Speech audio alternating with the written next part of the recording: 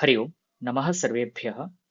अद्य श्रीमद्भगवद्गीतायाः प्रथमभागस्य 15. दिनं द्वितीयः श्लोकः। श्रीभगवानुवाच कुतस्त्वाकश्मलमिदं विषमे समुपस्थितम् अनार्यजुष्टमस्वर्ग्यम् अकीर्तिकरमर्जुन। अत्र पदच्छेदः। श्रीभगवान् उवाच कुतः त्वा कश्मलम् इदं विषमे समुपस्थितम् अनार्यजुष्टम् अस्वर्ग्यम् अकीर्तिकरम् अर्जुन। अत्र कुतः त्वा कुतस्त्वा इति विसर्गस्य सकारादेशः। पुनः इदं विषमे इत्यत्र अनुस्वारसन्धिः। तावानेवत्र विषयः, तत्र सन्धिविषयः। अग्रे पदपरिचयं पश्यामश्चेत् अत्र श्रीभगवान् उवाच। अत्र श्रीभगवान् इत्युक्ते तद् पूर्वम् अस्माभिः दृष्टं श्रीमद्भगवद्गीता इत्यस्य विवरणे भगवत् शब्दस्य अर्थं वयं दृष्टवान्। यस्य भगः अस्ति सः भगवान् इति उच्यते। पुनः तत्र भगशब्दस्य अर्थं तत्र विस्तरेण वयं दृष्टवन्तः, तद् द्रष्टुं शक्नुवन्ति। अत्र श्रीभगवान् इत्यनेन कृष्णः उच्यते अत्र। सो श्रीभगवान् उवाच इत्यनेन कृष्णः उक्तवान् इति अर्थः। पुनः कुतः त्वा इत्येतत्तु युष्मत् शब्दस्य द्वितीया एकवचनान्तं रूपं त्वं युवां यूयं त्वां त्वा इति रूपाणि। त्वाम् अथवा त्वा इति रूपद्वयं भवति द्वितीया एकवचनस्य। अत्र त्वा इत्येतत्तु त्वाम् इति अर्थः। कश्मलम् एतत् सरलशब्दः। इदं विषमे अनन्तरं समुपस्थितम् अनार्यजुष्टम् इत्येतत् पुनः समस्तपदम्। अत्र विग्रहः द्विधा दृश्यते। विग्रहद्वयमपि स्मरामः। यदा वयम् अन्वयं पश्यामः तदानीम् अवगच्छामः। अत्र न आर्यः सः अनार्यः, न आर्यः इति अनार्यः, अनार्यैः जुष्टम् इति अनार्यजुष्टम्। तथा एकः विग्रहः। अन्यथा तु आर्यैः जुष्टम् आर्यजुष्टम्, न आर्यजुष्टम् अनार्यजुष्टम्, तथापि विग्रहः दृश्यते। So basically adding nice samasa at the beginning of the samasa or at the end of the samasa. अनन्तरम् अत्र अस्वर्ग्यम् अकीर्तिकरं तत्रापि पुनः नै समासः एव दृश्यते। न स्वर्ग्यम् अस्वर्ग्यं न कीर्तिकरम् अकीर्तिकरम् इति पुनः अर्जुन इति सम्बोधनारूपम्। इदानीम् अन्वयं पश्यामश्चेत् हे अर्जुन इति तत्र सम्बोधनारूपम्। तत्र एकमेव वाक्यम् अग्रे।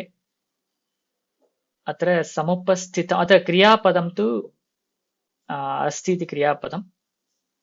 अत्र किम् अस्ति चेत् तत्र समुपस्थितम् अस्ति। समुपस्थितम् अस्ति इत्येव तत्र अन्वयः भवति। अत्र समुपस्थितं नाम अरैव्ड् इति अर्थः, प्राप्तम् आगतम् इति अर्थः।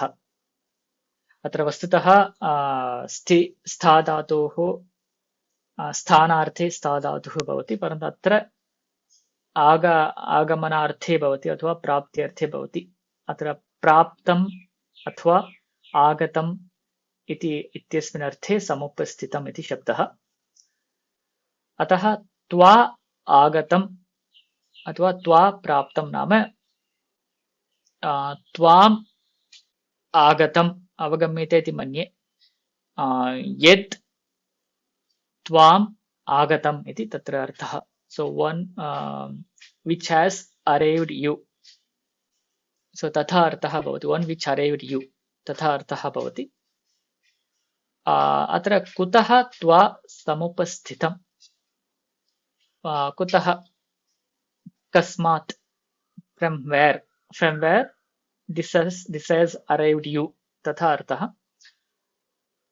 So now what has arrived means, so tadani अत्र इदं कश्मलं कुतः त्वां समुपस्थितम् इति सम्पूर्णवाक्यम्.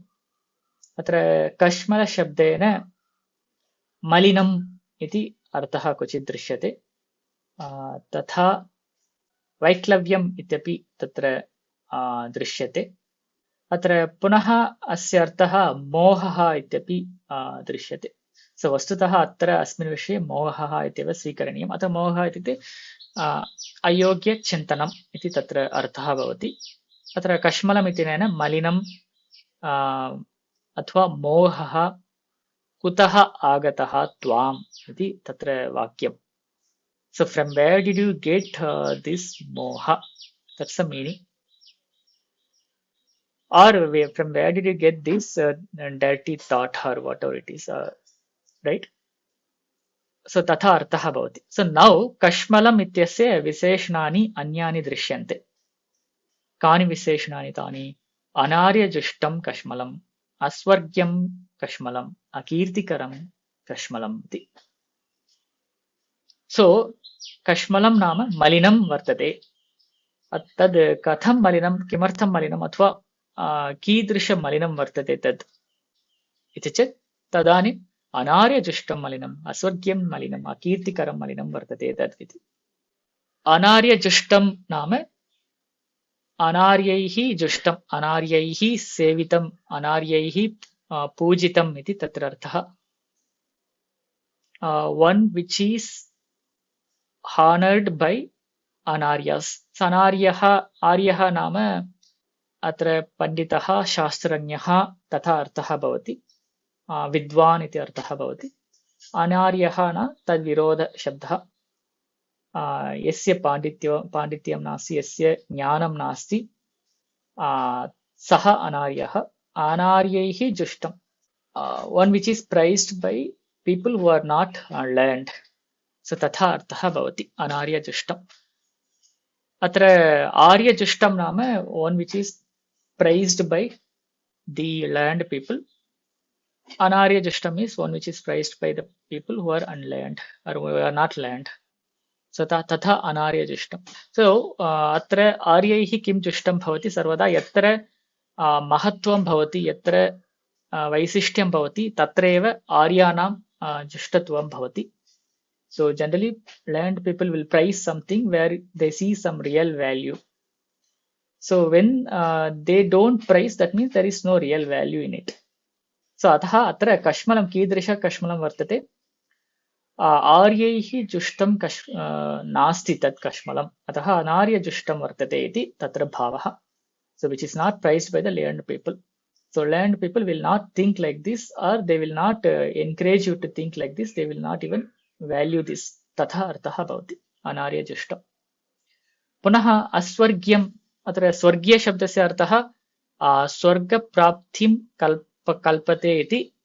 स्वर्ग्यम् इत्युक्ते येन स्वर्गप्राप्तिः भवति तत् स्वर्ग्यम्. अतः अस्वर्ग्यम् इत्यनेन तेन स्वर्गप्राप्तिः न भवति. अतः पापं भवति वा अथवा तथा अर्थः भवति. इत्युक्ते तत् कश्मलं कीदृशं वर्तते? अस्वर्ग्यं वर्तते, तेन स्वर्गप्राप्तिः न भवति इति अर्थः. पुनः अकीर्तिकरं वर्तते. अकीर्तिकरं नाम तेन कीर्तिः न भवति, तेन यशः न भवति इति तत्र अकीर्तिकरम् इति शब्दः. तत्तु पुनः कीदृशं कश्मलं? तद् अकीर्तिकरं कश्मलम् इति त्रीणि विशेषणानि तत्र भवन्ति. पुनः कुतः त्वाम् इदं कश्मलम् आगतम्? अत्र विषमे इति अन्यत् पदम्. त्वां कुतः इदं कश्मलम् आगतम्? अस्मिन् विषमे काले अथवा संकटकाले. So in this tight position, from where did you get this thought? तथा अर्थः भवति. अत्र विषमे इत्यनेन in the odd time or in the wrong time, or maybe it's not in the right time. So तथा अर्थः भवति. विषमे काले अनार्यजुष्टम् अस्वर्ग्यम् अकीर्तिकरम् इदं कश्मलम् त्वां कुतः समुपस्थितम् इति तत्र अन्वयः भवति. So hope this is easier one. अत्र एकं ज्ञातव्यम्. पूर्वं प्रथमाध्याये अर्जुनेन यदा धर्माधर्मविचारः कृतः तत्र अर्जुनेन किम् उक्तम्, अहं युद्धं कर्तुं न इच्छामि. यदि युद्धं न करोमि तदेव वरं मम भवति, अतः मम पापं न भवति, स्वर्गप्राप्तिः भवति. तथा अर्जुनः तत्र उक्तवान् पूर्वस्मिन् अध्याये. अत्र श्रीकृष्णः तस्य उत्तरं वदति. इत्युक्ते साक्षात् विस्तरेण न वदति, संक्षेपेण कथं वदति, यद्यद् भवता उक्तं, यद्यद् भवता चिन्तितम् अधुना तद् अस्वर्गीयं वर्तते. वस्तुतः अर्जुनः चिन्तयति, यदि अहं न किमपि कस्यापि हननं न करोमि तर्हि मम पापं न भवति, अहं स्वर्गं प्राप्नोमि इति तस्य चिन्तनं स्यात्, तस्य श्रेयः भवति इति चिन्तनं तस्य. परन्तु तस्य विरोधं कृष्णः अत्र वदति इति विशेषः. इत्युक्ते तेन चिन्तनेन अस्वर्ग्यं तच्चिन्तनम् अस्वर्ग्यं भवति, इत्युक्ते स्वर्गप्राप्तिः न भवति इति अत्र कृष्णेन साक्षात् उच्यते अत्र. अतः कृष्णः किं वदति, युद्धकरणेन अस्मिन् लोके तथा परलोके च लाभः भवति इति तस्य अभिप्रायः. अतः अस्मिन् लोके नाम अत्र अस्मिन् लोके कीर्तिः भवति, परलोके स्वर्ग्यं भवति यदि युद्धं कुर्मः चेत्. तथैव युद्धकरणमेव आर्यजुष्टमपि भवति इति तत्र कृष्णस्य वादः तत्र. So this actually as complete it's a single line answer for all his shlokas, whatever he has given in last 20 shlokas. This is a single shloka which answers all of them in a single line. Yeah, that's all for today. Thank you all for watching this video online. If you have any comments or feedback, you can post them in the comment section below. So there is a specific feedback form for this course. I strongly recommend you fill up that feedback form so I can get right feedback. You can also suggest any change needed in the feedback. And thank you all for watching this video online. Let us meet in the next session. Dhanyavadaha.